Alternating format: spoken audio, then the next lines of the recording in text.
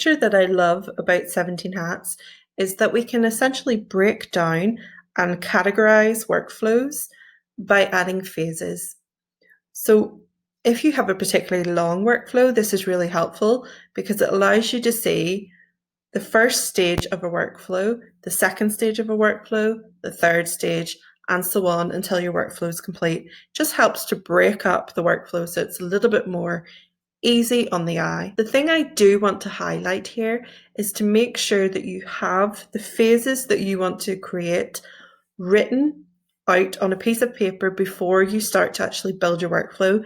The reason being, if you start building the workflow and then decide that you need a phase in between this first phase and the second phase, you can't do that. We cannot add a phase in between two phases. We can only add a new phase to the bottom. And so I've seen a lot of people struggle with this, where they've realized that they want to add a phase in between two sections and they've had to start all over again.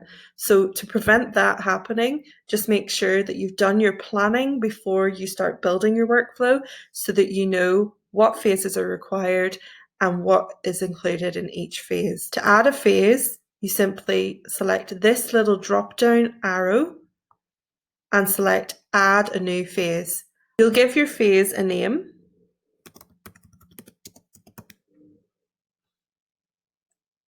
And again, the phase will always appear at the very bottom.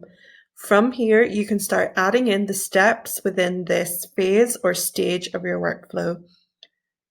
We also have the ability on this drop-down to rename a phase if we want to change it or to delete the phase out of the workflow completely.